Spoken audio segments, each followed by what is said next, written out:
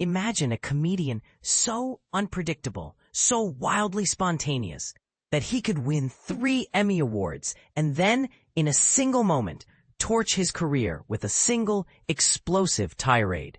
This is the story of Michael Richards, the man behind Seinfeld's beloved Cosmo Kramer, whose journey from the heights of fame to a 17-year exodus from the public eye is as dramatic as any sitcom plot.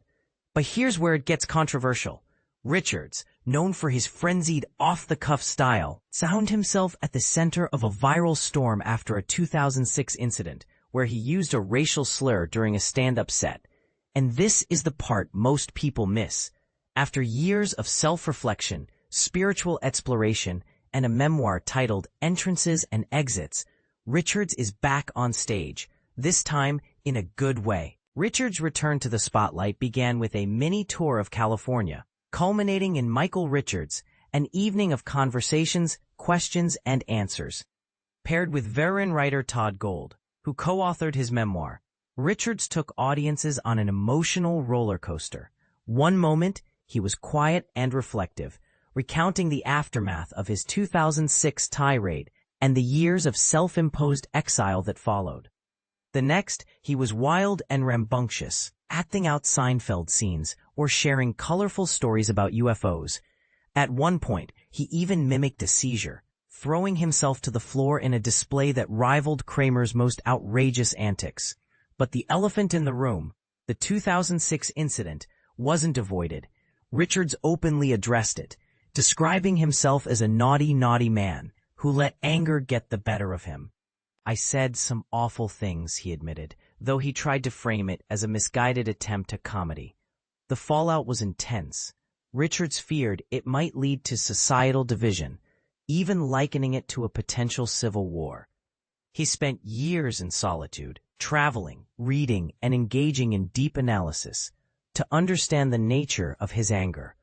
"I needed the sun, the earth," he said, reflecting on his time in the Santa Monica Mountains. "The order of nature supported me in gathering a kind of order within myself."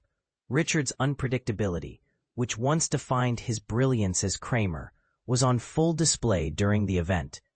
Gold noted that they didn't rehearse any questions, leaving the evening entirely spontaneous, a fitting match for Richards' Dionysian nature. This unpredictability also extended to his Seinfeld audition, where he rolled around in an office chair, did a headstand on a table, and knocked over a lamp. "If you want funny, go with that guy," the head of the network reportedly said, sealing his fate as TV's most iconic neighbor. Yet, despite his success, Richards refused to watch Seinfeld for years. "I couldn't bear to watch it," he confessed, feeling the fast-paced production left him with regrets. It wasn't until he began writing his memoir that he finally revisited the show, this time with his 9-year-old son. "I was so happy that I was a part of it," he said, marveling at the ensemble's richness. His favorite episode? The Revenge, where Kramer pours cement into a washing machine, a scene he nailed in one take, despite the director's skepticism. Richards' return isn't just about revisiting the past.